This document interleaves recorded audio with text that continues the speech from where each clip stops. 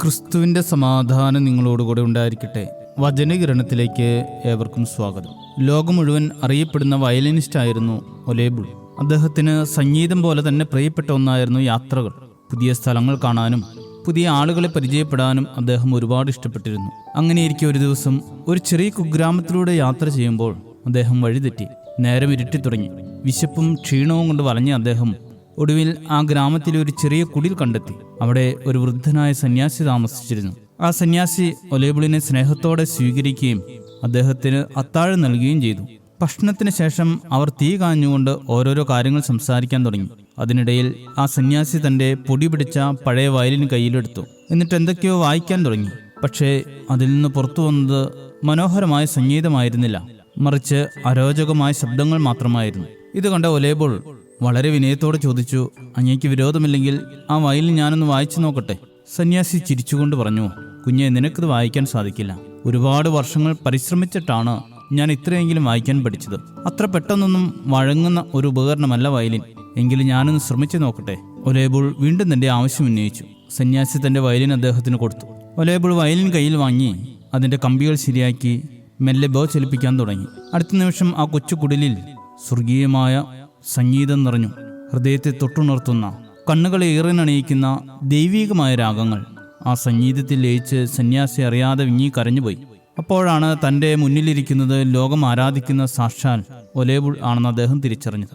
നാം പലപ്പോഴും ആ സന്യാസിയുടെ വയലിനെ പോലെയാണ്.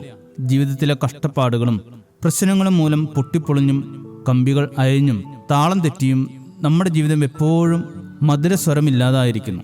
എന്നാൽ ദൈവമെന്ന മഹാനായ സംഗീതജ്ഞന്റെ കരങ്ങളിൽ നമ്മെ തന്നെ സമർപ്പിച്ചാൽ നമ്മുടെ തകർന്നുപോയ ജീവിതത്തിൽ നിന്ന് സ്വർഗീയ സംഗീതം ഒഴുക്കുവാൻ അദ്ദേഹത്തിന് കഴിയും. സങ്കീർത്തനക്കാരൻ ദൈവത്തിൽ ആശ്രയിക്കുന്നവർക്ക് ലഭിക്കുന്ന അനുഗ്രഹത്തെക്കുറിച്ച് ഇങ്ങനെ പറയുന്നു: ഞാൻ യഹോവയ്ക്കായി കാത്തുകാത്തിരുന്നു, അവനെങ്കിലേക്ക് ചാഞ്ഞ് എൻ്റെ നിലവിളി കേട്ടു. നാശകരമായ കുഴിയിൽ നിന്നും കുഴഞ്ഞ ചേറ്റിൽ നിന്നും അവൻ എന്നെ കയറ്റി. എൻ്റെ കാലുകളെ ഒരു പാറമേൽ നിർത്തി, എൻ്റെ ഗമനത്തെ സ്ഥിരമാക്കി. അവൻ എൻ്റെ വായിൽ പുതിയൊരു പാട്ട് തന്നു. നമ്മുടെ ദൈവത്തിന് സ്തുതി തന്നെ.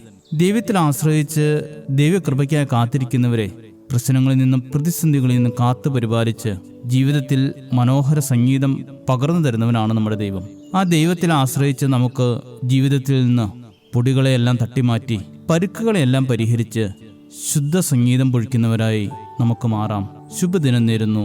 ദൈവം അനുഗ്രഹിക്കട്ടെ. എന്റെ കാൽകളെ പാറമേൽ നിർത്തി, എൻ ഗമനത്തെ സുസ്ഥിരമാക്കി. എന്റെ കാൽകളെ പാറമേൽ നിർത്തി, എൻ ഗമനത്തെ സുസ്ഥിരമാക്കി. പുതിയൊരു പാട്ടെനിക്കു തന്നു എൻ കർത്താവിന് സ്തുതികൾ തന്നെ. Hallelujah, hallelujah, hallelujah, hallelujah. മഹത്വവും ജ്ഞാനവും സ്തോത്രവും ബഹുമാനം ശക്തിയും ബലവുമെൻ യേശുവിന്. ആമേൻ. മഹത്വവും ജ്ഞാനവും സ്തോത്രവും ബഹുമാനം ശക്തിയും ബലവുമെൻ യേശുവിന്.